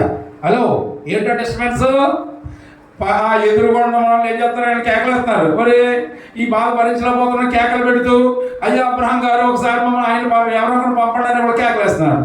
యేసయ్య అక్కడికి వెళ్ళి ఈ సీన్ చూసి అనుకున్నాడట, ఒరే నాయనలారా, మీరు హ్యాపీగా భూలోకంలో ఉన్నప్పుడు శ్రమలు కష్టాలు అనుభవించారు, మీరు ఏదో విశ్రాంతిగా ఉన్నామని పట్టుకొచ్చి ఎక్కడ పెడితే ఈళ్ళ గొడవ ఏంటిరా మీకు, ఏంటి తలపోటు రోజుని మీరు విశ్రాంతిగా హ్యాపీగా లేకుండా, ఇది మీరు ఉండవలసిన చోటు ఇది కాదు, ఇక్కడి నుంచి మీ ప్లేస్ మార్చేస్తున్నానని యేసయ్య ఆ చెరను పడినటువంటి అబ్రహాము రూమ్ ఉన్నటువంటి వాళ్ళు అందరూ అలా పట్టుకొని చెరను చెరగా తీసుకొని ఏం చేశాడట, మనుషులకు ఈవులను, ఏమంటే మంచి ఈవులు అంటే అర్థం ఏంటంటే ఆ ప్రదేశము కంటే ఇంకా శ్రేష్టమైన, ఏమండి ఇంకా అత్యున్నతమైనటువంటి ఏ గొడవ లేనటువంటి ప్రదేశంలో పెడతారని ఆ చెరను చెరగా పట్టుకొని, అంటే అర్థం ఏంటంటే అబ్రహాము రొమ్మన ఉన్న వారందరిని పట్టుకొని ఎక్కడికి వెళ్ళిపోతారన్నాడు. ఎక్కడికి వెళ్ళాడైనా, ఆగండి, ఎక్కడికి వెళ్ళారైనా, ఎక్కడికి వెళ్ళారు చెప్పనా, ఎక్కడికి వెళ్తానని చెప్పాడు సిలువలో దొంగతో. ఇక్కడ రావాలి ఇప్పుడు మనం, హలో ఇక్కడ వినండి. యేసుక్రీస్తు వారు సిలువలో మరణించినప్పుడు ఇద్దరు దొంగల స్టోరీ మనకు తెలుసు కదా. నిన్న మీరు చెప్పుకొని ఉండొచ్చు. నిన్న నేను చెప్పిన ప్రసంగం రికార్డ్ అయ్యి ఉంటే కనుక ఖచ్చితంగా వినండి. సిలువకు వెళ్ళడానికి ముందు 15 గంటల ముందు ఏం జరిగిందో ఇది చాలా అద్భుతమైన హిస్టారికల్ మ్యాటర్. ఏంటంటే సాధారణంగా మన సంఘాలు ఏం అలవాటు అయిపోయింది చెప్పండి, గుడ్ ఫ్రైడే అనగానే 7 మాటలు అలవాటు అయిపోయింది. 7 మాటలు విని అది కాదు అసలు మ్యాటర్ ఏంటంటే సిలువకు ఎక్కడానికి ముందు 15 గంటల ముందు ఏం జరిగిందో ఆ స్టోరీ. అసలు చీకటి వచ్చింది కదా, ఆయన మరణించినప్పుడు చీకటి వచ్చింది. చీకటిలో ఏం జరిగింది ఏమండి, అసలు ఆ సిలువ మీద, ఆ గొల్గొతా కొండ మీద ఆయన సిలువ వేయబడిన ప్రదేశంలో యేసు ప్రభు వారు సిలువ వేయబడక ముందు 30,000 మంది గజ దొంగలు సిలువ వేయబడ్డారు. అదే ప్రదేశంలో 30,000 మంది గజ దొంగలు సిలువ వేయబడ్డారు. అదే చోట్లో ఎంతమంది గజ దొంగలు సిలువ వేయబడ్డారు. ప్రకృతిలో ఏ మార్పు లేదు, కానీ యేసుక్రీస్తు వారు సిలువ వేయబడి ప్రాణం విడవగానే ప్రకృతిలో ఎంత మార్పు వచ్చిందో మనకు తెలుసు. వీటన్నింటినీ విషయాలు మన పక్కన పెడితే కనుక వినండి. విషయం ఏంటంటే అబ్రహాము రొమ్ము అనబడినటువంటి ప్రదేశానికి ఉన్న మరొక పేరు చెర. బైబిల్ చెప్తుంది ఏంటంటే ఆయన భూమి క్రింది భాగంలోకి వెళ్ళి చెరను చెరగా తీసుకుని పోయిన చెర అంటే చెప్పండి, అబ్రహాము రొమ్ము ఉన్నటువంటి ప్రదేశంలో ఉన్న వారందరినీ తీసుకొని ఎక్కడికి వెళ్ళాడు ఆయన అంటే, ఎక్కడికి వెళ్ళాలో మనకు అడ్రస్ తెలియాలంటే యేసు ప్రభు చెప్పిన మాటలే వినాలి. యేసుక్రీస్తు వారు సిలువలో మరణించినప్పుడు 2 దొంగలు ఉన్నారు కదా. 2 దొంగల్లో ఒకడేమో నువ్వు దేవుడు కుమారుడు అయితే దిగిరా, మమ్మల్ని కూడా రక్షించాలన్నాడు. ఇంకొకడు అన్నాడు, అయ్యా ఈ శిక్ష అయితే మాకు తగింది, కానీ ఈ శిక్ష నీకు వేయడం చాలా అన్యాయం అయ్యా అని ఒక మాట అన్నాడు. ఏమనంటే, నీవు నీ రాజ్యంతో వచ్చినప్పుడు నన్ను జ్ఞాపకం చేసుకున్నాడు కదా. ఇప్పుడు వినండి, జ్ఞాపకం చేసుకోనున్నప్పుడు యేసుక్రీస్తు యొక్క సమాధానం ఏంటో చెప్పాడు. అందుకాయన నేడు నీవు నాతో కూడా. వినండి, మళ్ళా పరదేశం ఏంటి, ఆయన కింది భాగంలో ఉన్నటువంటి చెర దగ్గరికి వెళ్ళాడని ఇందాక చదువుకున్నాం. అక్కడ ఉన్నటువంటి చెరలో ఉన్న వారందరినీ తీసుకుని ఎక్కడికి వెళ్ళాడు అంటే ఇక్కడ చెప్తాడు. ఆయన ముందేనే చెప్పాడు ఎక్కడికి వెళ్తానని చెప్పాడు. నేడు నీవు నాతో కూడా ఎక్కడ ఉంటావు. మరి పరదేశం అంటే ఏంటి, ఇది ఎక్కడ ఉంది చెప్పగలరా? పరదేశం ఎక్కడ ఉందో చెప్పాలంటే ఎవడప్పుడు చూసి రావాలి. ఆ పరదేశం ఎక్కడ ఉందో చెప్పాలంటే పరదేశకి వెళ్ళి పలానా చోట ఉందని చూసి వచ్చినోడు చెప్పాలి. పరదేశం ఎక్కడ ఉంది అని అంటే ఒక ఆయన వెళ్ళొచ్చాడు, అమ్మాయి వెళ్ళొచ్చినోడు అడ్రస్ చెప్పాడు ఎక్కడ ఉందో. ఎవరు వెళ్ళొచ్చారన్న సంగతి ఆ వచనం చదివిన తర్వాత మిమ్మల్ని అడుగుతాను. అప్పుడు ఆ వెళ్ళొచ్చినోడు ఎవరో మీరే చెప్పాలి. చదువుతారా? కొరింథీయులకు రాసినటువంటి పత్రిక 2 కొరింథియన్స్, కొరింథీయులకు రాసిన 2వ పత్రిక 12వ అధ్యాయము 2వ వచనం. 12:2 చదవండి. క్రీస్తు నందున్న ఒక మనుషుని నేను ఎరుగుదును, అతడు 14 సంవత్సరముల క్రిందట 3వ ఆకాశమునకు కొనుక్కోబడెను. ఏం రాయబడింది చదువుతాను జాగ్రత్తగాని. 14 సంవత్సరాల క్రితం ఒక మనుషుడు ఉన్నాడు, క్రీస్తు నందున్న ఒక మనుషుడు ఉన్నాడు, అతడు 3వ ఆకాశమునకు పైకి కొనుక్కోబడెను. అతడు శరీరంతో వెళ్ళాడు, నేను ఎరుగను. శరీరం లేకుండా వెళ్ళాడు, నేను ఎరుగను. కానీ అది దేవునికే తెలియను. అట్టి మనుషుని నేను ఎరుగను. అతడు అలో ఎక్కడికి కొనుకోబడ్డాడు? పరదేశంలోనికి కొనుకోబడ్డాడు. ఎక్కడుంది పరదేశం? మూడవ ఆకాశమునకు ముందుంది. ముందు వచనాలు ఏం చదువుకున్నాం? క్రీస్తునందున్న ఒక మనుషుని నేను ఎరుగుదును, అతడు మూడవ ఆకాశమునకు పైన ఉన్న పరదేశంలోనికి కొనుకోబడేను అని రాయబడింది. పరదేశం ఎక్కడుంది చెప్పాలి? మూడవ ఆకాశమునకు పైన పరదేశం ఉంది. అబ్రాహాము ఎక్కడ ఉందని చెప్పుకున్నాం? భూమి కింద ఉంది. యేసుక్రీస్తు వారు మరణించిన తర్వాత ఎక్కడికి వెళ్ళారైనా? భూమి కిందకి వెళ్ళి అబ్రాహాము రొమ్మనబడినటువంటి చెరలో ఉన్నటువంటి వారందరిని పట్టుకుని దొంగతో చెప్పాడు ఎక్కడికి వెళ్తానని? పరదేశం వెళ్తాను. పరదేశం ఎక్కడ ఉందని చెప్తాడు ఇక్కడ? మూడవ ఆకాశమునకు పైన ఉన్న పరదేశం అన్నాడు కదా. పరదేశంలోకి వెళ్ళొచ్చిన వాడు ఎవడో? మూడవ ఆకాశమునకు పైన పరదేశం ఉందని చెప్పిన ఆయన ఎవరు? వెళ్ళొచ్చిన వారు ఎవరు? మీరు చెప్తే కనుక మీకు అద్భుతమైన గిఫ్ట్ ఇస్తాను. మూడవ ఆకాశమునకు పైన ఉన్నటువంటి పరదేశంలోకి వెళ్ళొచ్చిన వారు ఎవరు? ఆయన చెప్తున్నారు, కళ్ళారా చూసినాడు చెప్తాడు. ఏమన్నాడు చెప్పండి? క్రీస్తునందున్న ఒక మనుషుని నేను ఎరుగుదును, అతడు 14 సంవత్సరాల కిందట మూడవ ఆకాశమునకు పైన ఉన్న పరదేశం వెళ్ళాడని చెప్తున్నాడు. ఎవరైనా వెళ్ళొచ్చిన వాడు ఎవడు? Don't waste my time. 3 అంకెలు లెక్కెట్టే లోపల చెప్పేయండి, మీకు అద్భుతమైన గిఫ్ట్ పట్టుకెళ్ళండి. 3 అంకి దాటిన తర్వాత చెప్పినా కూడా మీకు గిఫ్ట్ ఉండదు. 1 2 3.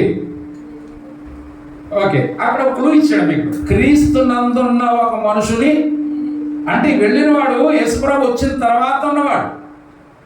అర్థమైందా? ఎవరు అలా వెళ్ళొచ్చిన వాడు? ఓకే వినండి, ఇంక నేను సాగదీని కానీ చెప్పేస్తాను వినండి. ఈ మాట ఎవరు చెప్తున్నారు? ఈ మాట కొరింథీయులకు రాసిన పత్రికలో ఈ మాట మాట్లాడుతుంది ఎవరు? అపోస్తలుడైన పౌలు కొరింథీ సంఘంతో చెప్తాడు. ఏమని? క్రీస్తునందున్న ఒక మనుషుని నేను ఎరుగుదును, అతడు 14 సంవత్సరముల క్రిందట మూడవ ఆకాశమునకు పైన ఉన్న పరదేశికి వెళ్ళొచ్చాడు. ఎలాగ వెళ్ళాడో మాత్రం నాకు, శరీరంతో వెళ్ళాడో శరీరం లేక వెళ్ళాడో నాకు తెలియదు, కానీ ఒకడు మాత్రం మూడవ ఆకాశమునకు పైన ఉన్నటువంటి పరదేశికి వెళ్ళొచ్చాడు చెప్తారు. కానీ ఎవరు అలాగ వెళ్ళిన వాడు అంటే ఎవరో కాదు, పౌలు గారే. పౌలు గారు అనడం ఏంటండి అనుకుంటున్నారా? చెప్తానండి. పౌలు గారు తన గురించే తాను చెప్తున్నాడు. నేనే వెళ్ళొచ్చానని చెప్పొచ్చు కదా. అలా చెప్పకపోవడానికి గల కారణం చెప్పంటారా? పౌలు గారు నిజంగానే పౌలు గారు జీవిత చరిత్ర నేను చెప్తా ఉంటాను. పౌలు గారు మిషనరీ జర్నీస్ గురించి చెప్తున్నప్పుడు కొన్ని చోట్ల కొడితే చనిపోయాడు. ఒక ఊళ్ళోకి వెళ్తే కొడితే ఏమైపోయాడు చెప్పండి? చనిపోయాడు. చనిపోయి ఎక్కడికి వెళ్ళాడు? మూడవ ఆకాశమునకు పైన పరదేశికి వెళ్ళాడు. నేనే వెళ్ళొచ్చానని చెప్పొచ్చు కదా డైరెక్ట్గా. క్రీస్తునందున్న ఒక మనుషుని నేను ఎరుగుతాను, అతను ఎలా వెళ్ళాడు? ఆయన గురించే వేరే ఎవడో వెళ్ళొచ్చినాడు చెప్తున్నాడు. ఎందుకో చెప్పనా? ఆయన ఉన్నటువంటి పరిస్థితి అలాంటిది. ఎలాంటి పరిస్థితుల్లో చెప్పినా, పౌలు గారు ఒక ఊరు వెళ్ళాడు. ఊళ్ళోకి వెళ్ళగానే పుట్టుకతోనే ఆవిడ కుంటువాడైన వాడు ఏమైపోయాడు? బాగుపడిపోయాడు. చనిపోయిన లేపారు ఆ ఊళ్ళో. ఆ ఊరోళ్ళందరూ ఏమన్నారంటే, అయ్యి బాబు మామూలు కాదు, దేవదూతలే మానవ రూపంలో మన ఊరు వచ్చారని వాళ్ళని ఏం చేశారు చెప్పనా? ఇంకా గబగబా ఎద్దులు తీసుకొచ్చేసారు, వధించేద్దామని వాళ్ళ పేరు మీద. అక్కడ రాస్తుంది ఎద్దులను తీసుకొచ్చారని వధించి వీళ్ళకి ఒక గుడి కట్టేద్దామని. ఆ సీన్ చూసినటువంటి పౌలు గారు అంటాడు, బట్టలు చింపుకొని, అక్కడ రాసున్నమాట, బట్టలు చింపుకొని అంటాడు, ఒరే నాయనలారా ఏం చేస్తారా మీరు? మేము కూడా మీలాంటి మనుషులని. ఇలాంటి సందర్భాలలో పౌలు గారు ఆలోచించి అనుకుంటాడు, ఊరు బాబోయ్ ఈ అద్భుతం జరిగితే ఎలా గుడి కట్టేద్దాం అనుకున్నారు వీళ్ళు. ఇప్పుడు నేనే పరదేశికి వెళ్ళి వచ్చానని చెప్తే ఖచ్చితంగా ఏం చేస్తారని ఖచ్చితంగా గుడి కట్టేస్తారు వీళ్ళు. కనుక వీళ్ళకి విషయం చెప్పడం కంటే మర్మంగా చెప్తే బాగుంటుందని ఏం చెప్పాడంటే, నాకు తెలిసిన వాడు అక్కడ ఉన్న క్రీస్తునందు మనుషుడు అక్కడ ఉన్నాడు నాకు తెలుసు. 14 సంవత్సరాల క్రితం ఎక్కడికి వెళ్ళాడట? మూడవ ఆకాశమునకు పైన ఉన్న పరదేశంలోకి వెళ్ళాడు. ఆయన వెళ్ళొచ్చి అక్కడున్న పరిస్థితులను బట్టి తనను తాను తగ్గించుకొని ఎవరో వెళ్ళొచ్చినట్లుగా చెప్తున్నాడు.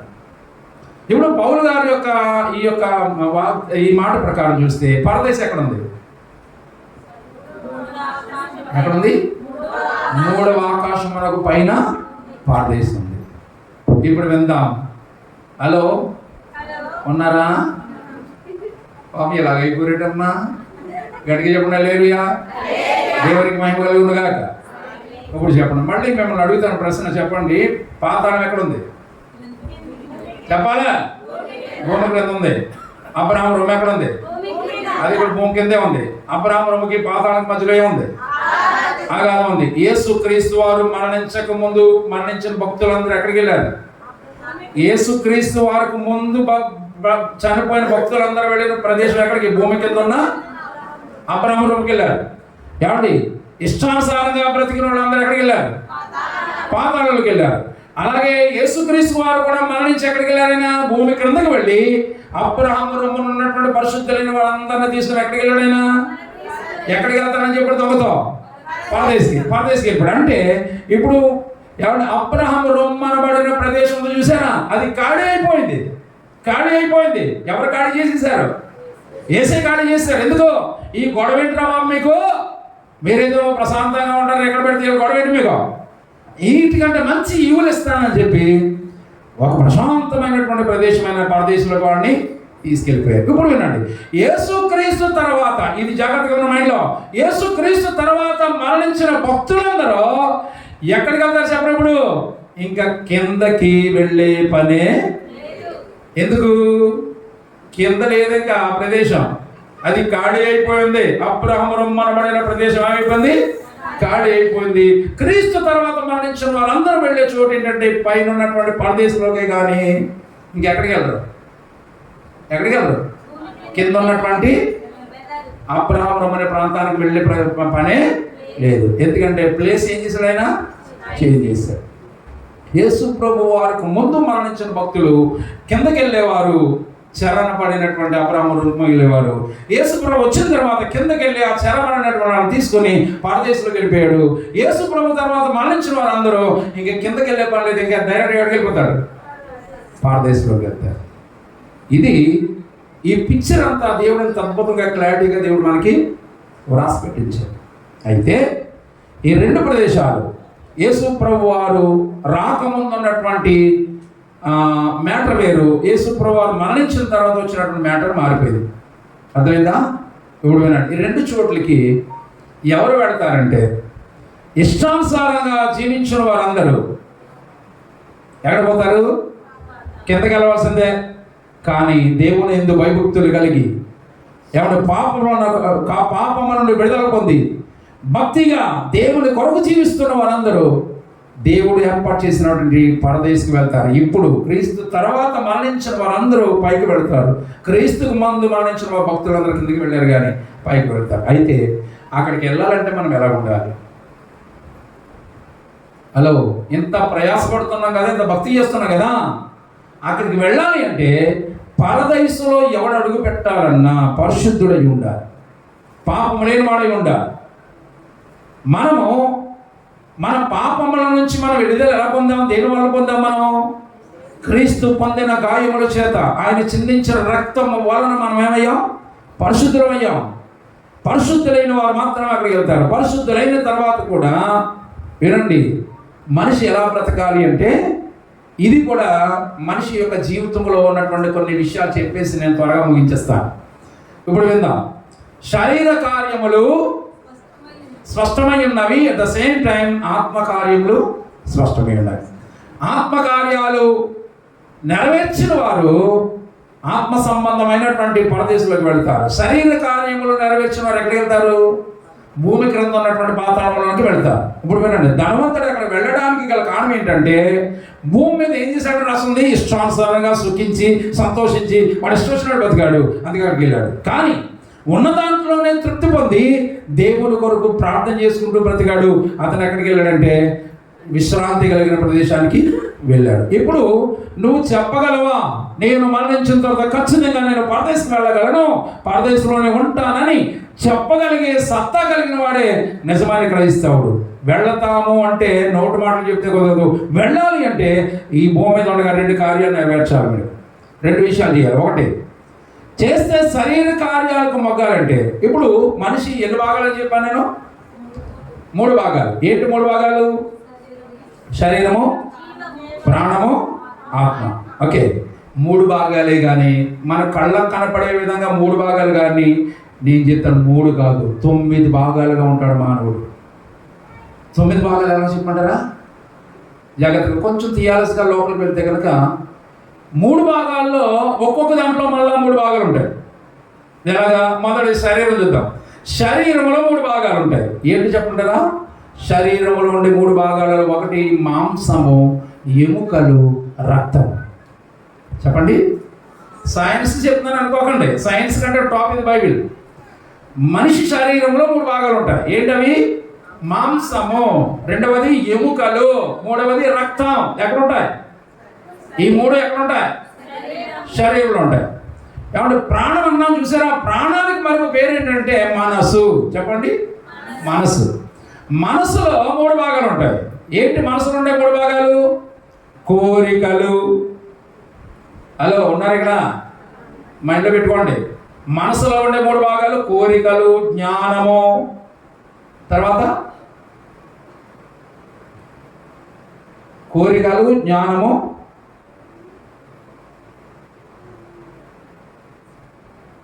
మరొకటి ఉంటుంది, అది చూద్దాం. తర్వాత ఆత్మలో 3 భాగాలు ఉంటాయి.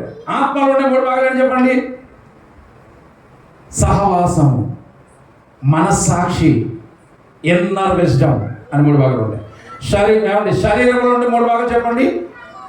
ప్రాణము, మాంసము, ఎముకలు, రక్తం. మనసులో ఉండే 3 భాగాలు కోరికలు, ఆలోచనలు, జ్ఞానం. ఓకే, కోరికలు, ఆలోచనలు, జ్ఞానం. ఎక్కడ ఉంటాయి ఇవి? కన్ఫ్యూజ్ అయిపోతున్నారు మీరు. చెప్పండి. మనసులో ఉండే 3 భాగాలు కోరికలు, జ్ఞానము, ఆలోచనలు. కోరికలు, జ్ఞానము, ఆలోచనలు ఎక్కడ ఉంటాయి? మైకు వచ్చేస్తారు మీదకి ఏమనుకుంటున్నారు? ఏమనుకోకుండా బాగా. ఓకే, చెప్పండి. లేవుగా నా చెప్పాలి, మళ్ళీ చెప్పండి. శరీరంలో ఉండే 3 భాగాలు దగ్గరగా చెప్పాలి, స్పీడ్గా. Very good. మనసులో ఉండే 3 భాగాలు. Very good. ఆత్మలో ఉండే 3 భాగాలు. సహవాసము, రెండవది మనస్సాక్షి, మూడవది ఇన్నర్ విజన్. లోపల 6th సెన్స్ అంటారు చూసారా? ఎప్పుడన్నా అన్నారు ఇది? 6th sense చెప్తుందంటారు. ఇలా ఇప్పుడు ఎన్ని భాగాలు వచ్చాయి మనిషి? టోటల్ ఎన్ని భాగాలు వచ్చాయి? 9 భాగాలు. అయితే ఇప్పుడు విన్నా, శరీరంలో ఏమండి? శరీరం ముందు చూసారా? శరీర కార్యములను ఉంటుంది బైబిల్లో. శరీరం ఏం చేస్తుంది? శరీరంలో కళ్ళు ఉండదు కదా? కళ్ళు చూసిన దాన్ని అంతటిని ఏం చేస్తుంది? కావాలని కోరుకుంటుంది కదా. శరీర కార్యాలు ఏంటంటే శరీరానికి ఏం కావాలన్నా సిగ్నల్ ఎక్కడ పంపిస్తుంది? వినాలి. మనసుకు పంపిస్తుంది. ఆత్మకి ఏం కావాలన్నా సిగ్నల్ ఎవరికి ఇస్తుంది? మనసుకి ఇస్తుంది. మనసు ఉంది చూసారా? ఇదే కీలకం. అందుకే బైబిల్లో ఏమండి పేతురు గారు ఎంత అద్భుతంగా రాస్తారంటే, నీ మనసు అను నడుము కట్టుకొని. దేన్ని? మనస్సు అను నడుము కట్టుకొని అన్నాడు కదా. మనసు దేంతో పోల్చాడు? నడుము. ఎంత ప్రాముఖ్యం తెలుసా మనిషికి? మనిషి నిలబడాలి అంటే ఏముండాలి? ఎన్నెముక కానీ తీసేసామనుకోండి. హలో, సర్వించుకోండి. ఎన్నెముక కానీ తీసి పడేస్తే మనిషి కదులుతాడా? ఎక్కడేసిన గొంగలు అక్కడ అన్నట్టే సడుడు ముద్దలా ఉంటాడు మనిషి. అంటే మనసును దేంతో పోల్చాడు? మనసును ఎముకతో పోల్చాడు. ఎన్నెముకతో పోల్చాడు అంటే మనసు ఎంత ప్రాముఖ్యమైందంటే, ఇంకా మాట చెప్పంటారా? కొంచెం లోపల చెప్పంటారా? యేసుక్రీస్తు సువార్త ప్రారంభించినప్పుడు ఆయన సువార్త దేంతో ప్రారంభించాడు చెప్పండి? దేవుని రాజ్యం సమీపించి ఉన్నది, మారు మనసు పొందుడి. ఏంటది? మనసుతో ప్రారంభించాడు. మనసు చాలా ప్రాముఖ్యమైనది. శరీరానికి ఏ కోరిక వచ్చినా మనసుకు సిగ్నల్ ఇస్తుంది. ఆత్మకి ఏ కోరికనిచ్చినా మనసుకు సిగ్నల్ ఇస్తుంది. ఇంక మీకు ఇలా కాదు కానీ అమ్మా, మీ లైన్లోకి చెప్తాను మీకు. ఎలాగంటే అన్న అయిపోయిందా టైము? ముగించేస్తున్నా, కంగారు పడగా. ఇది చాలా బాగుంటుంది, జాగ్రత్తగా వినండి. మీరు మంచి ఇల్లు కట్టుకున్నారన్న అందమైన, అసలు నేను నాకు తెలిసి ఈ మలికపురం ఏరియాలో కట్టబడిన ఇల్లు ఎన్నో ప్రాంతాలు తిరుగుతాను, ఆంధ్ర రాష్ట్రం అంతా. కానీ ఇక్కడ ఉన్నటువంటి అద్భుతమైన ఇల్లు అండి. చాలా ఏం కడతారంటే మనకు గల్ఫ్లో ఉంటారు కదా, ఎక్కువ మంచి ఇల్లు కడతారు. సరే, మీరు అందమైన ఇల్లు కట్టుకున్నారు. ఇంటి చుట్టూరు మంచి కాంపౌండ్ వాల్ కట్టారు. కాంపౌండ్ వాల్ పక్కన వేరే వాళ్ళ ఇల్లు ఉంది. వింటున్నారా? రేపు పిల్లలు గొడవ పెట్టుకుంటే వినాలి, జాగ్రత్త వినండి. మీ ఇంటి చుట్టూరు మంచి కాంపౌండ్ వాల్ కట్టారు. కాంపౌండ్ వాల్ పక్కన వేరే వాళ్ళ ఇల్లు ఉంది. ఆ పక్కింటి వాళ్ళు ఏం చేశారంటే, మీ గోడగా పక్కన మొలగ చెట్టు వేశారమ్మా. వేశారు, మొలక చెట్టు వేశారు. కొన్ని సంవత్సరం తర్వాత మంచి పెరిగింది, పెద్దదైంది. చెట్టు అయితే ఆ పక్కన ఉంది కానీ కాయలన్నీ మీ పక్కనే ఉన్నాయి. ఏమ్మా, కాయలు మీ పక్కన ఉన్నాయి. ఒక రోజున ఇంట్లో కూర వండడానికి డబ్బులు లేవు. నీకు కూర్చుని ఆలోచిస్తున్నా, ఏం చేయాలబ్బా, ఏం కూర వండాలని. ఇలా ఆలోచిస్తూ ఉండగా నీ కళ్ళు ఎక్కడ పడ్డాయి? మొలక చెట్టు మీద పడ్డాయి. శరీరం అంటుంది, కూర లేదని ఎందుకే బాధపడతావు, వెళ్ళి ఎదురుకుండా కనపడుతున్నాయి కదా, 2 ములక్కాళ్ళు కోసించి కూర ఉన్నాయి అంటుంది. ఎవరు? శరీరం చెప్తుంది మనసుతో. అప్పుడు ఈ శరీరం యొక్క సిగ్నల్ మనసు విని గబగబా ములక్కాళ్ళు కోయడానికి పెడుతున్నప్పుడు ఆత్మలోంచో సిగ్నల్ వస్తుంది. ఏంటో తెలుసు? ఆగొక్కసారి. మొలక చెట్టు నీదా అని అడిగింది ఆత్మ. కాదని పక్కడదా. ఓ పంచి కోసుకో కానీ గోడ పక్కకి వెళ్ళి పిలిచి, అమ్మ 2 ములక్కాళ్ళు కోసుకుంటానని అడిగి అప్పుడు కోసుకో అని చెప్తుంది. ఎవరో? మనస్సాక్షి అంటారు దాన్నే. ఏమంటారు? మనస్సాక్షి ఏమిస్తుంది సిగ్నల్? నువ్వు చేసేది ఓకే, కోసుకో, కానీ ఏం చేయాలి? అడిగి కోసుకో అంటది. శరీరం అంటుంది, నీ ఇంట్లో డబ్బులు లేవని, కూరకు డబ్బులు లేవని అందరికి తెలాలా, 2 ములక్కాళ్ళకి అడగాల, ఎన్ని కోసుకొచ్చి అంటది శరీరం. అర్థమైందా? ఇప్పుడు అందుకే ఈ వాక్యం ఏం చెప్తుందంటే, యాకోబు గారు అంటాడు, శరీరంలో ఏం పెట్టాడు? పోరాటం. ఏంటి పోరాటం? ఎవరెవరికి? ఆత్మకును శరీరానికి పోరాటంలో మధ్యలో ఎవరున్నారు? మనసు ఉంది. శరీరానికి ఏం కావాలన్న సిగ్నల్ ఎవరికి ఇస్తుంది? మనసుకి ఇస్తుంది. ఆత్మకి ఏం కావాలన్న సిగ్నల్ ఎవరికి ఇస్తుంది? మనసుకి ఇస్తుంది. ఇప్పుడు ఈ మనసు, అమ్మా ఇదేనండి, ఈ మనసు శరీరం వైపు కానీ మొగ్గిందనుకోండి, అక్కడ దొంగతనం జరుగుతుంది. ఇదే మనసు ఆత్మ వైపు మొగ్గిందనుకోండి, మంచి కార్యం జరుగుతుంది. శరీర క్రియలు, ఆత్మక్రియలు అంటే అర్థమవుతుందా మీకు? హలో, ఉన్నారా? కానీ జరిగేది ఏం చెప్పంటారా? చాలా చోట్ల ఆత్మ ఇచ్చిన సిగ్నల్, లోపల నుంచి ఆ మనస్సాక్షి ఇచ్చే సిగ్నల్ ఇంకా మీకు బాగా చెప్పమంటారా? మీకు అర్థం అవ్వలేదన్న సంగతి నాకు బాగా అర్థమైంది. ఇంకా అర్థమయ్యేలా బాగా చెప్తారు.